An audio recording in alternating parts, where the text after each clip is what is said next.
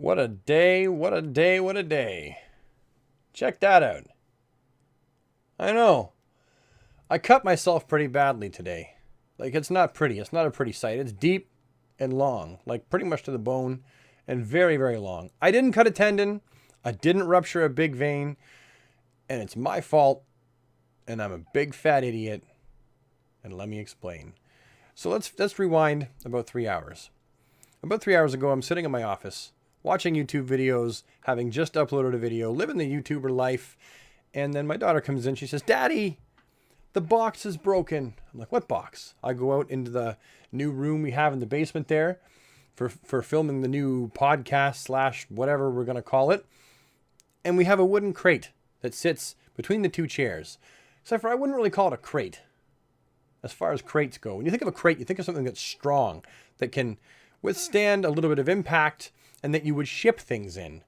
If you're going to ship something in it, it needs to be strong, right? I mean, crates are a throwback to the days before people used cardboard boxes. Everything was shipped in a wooden crate. So this, I really wouldn't call it a crate. It's the box that we used in the end of our Christmas series where Snitchy saves Christmas and brings a whole crate full of presents for the kids during our Poor AF / Snitchy the Christmas Elf series on the Vloginsons. It was a prop, essentially. But it's not very strong, and I didn't make it. It was given to us very graciously by a friend.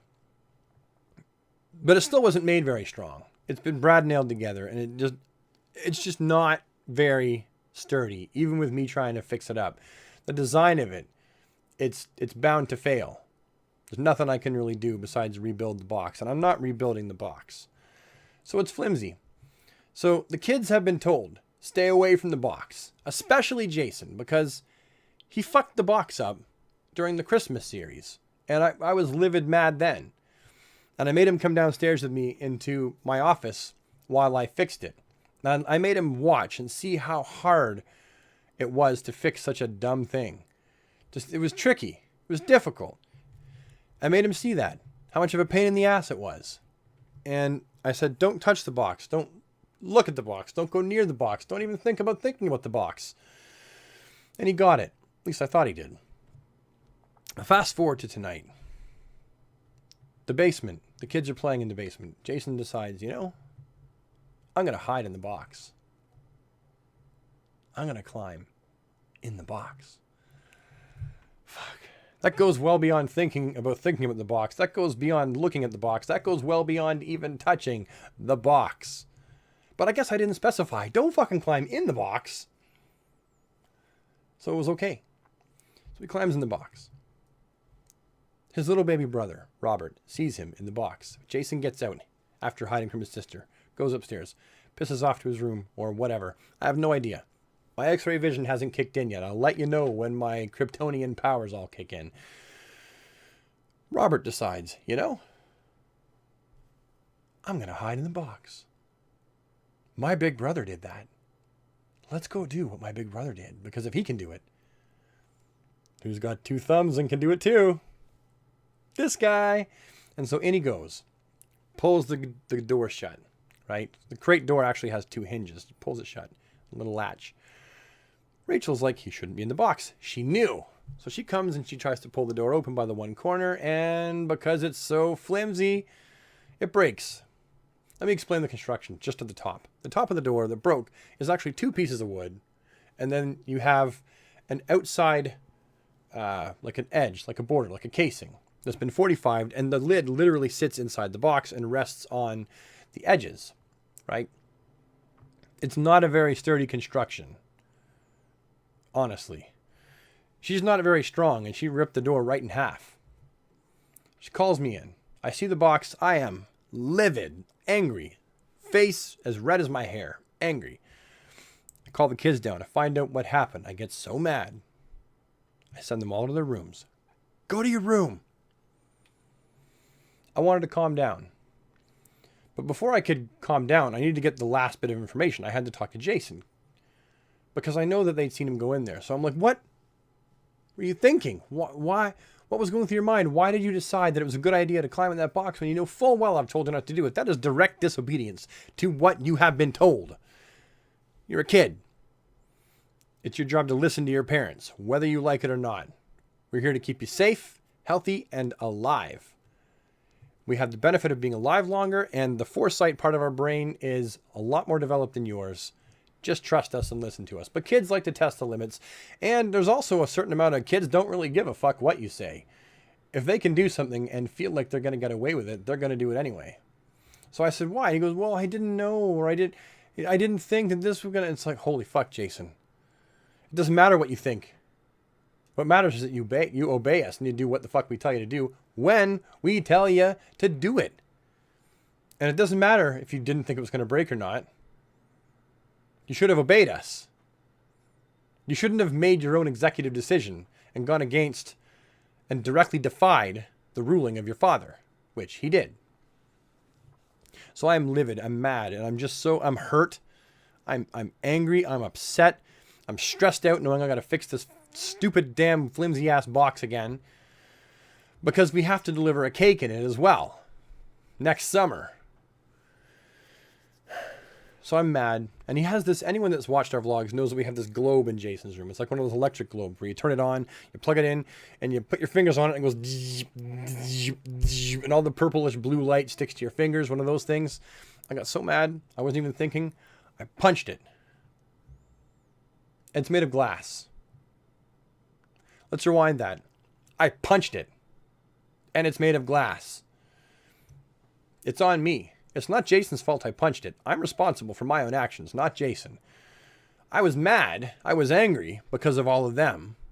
And then I released some anger, which is healthy. Everyone that says you got to control it, fuck them.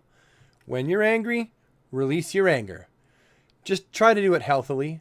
Try not to hurt anybody. Well, don't hurt anybody. Don't hurt anybody. And don't self-harm, right? Because that's unhealthy too. Don't hurt someone else.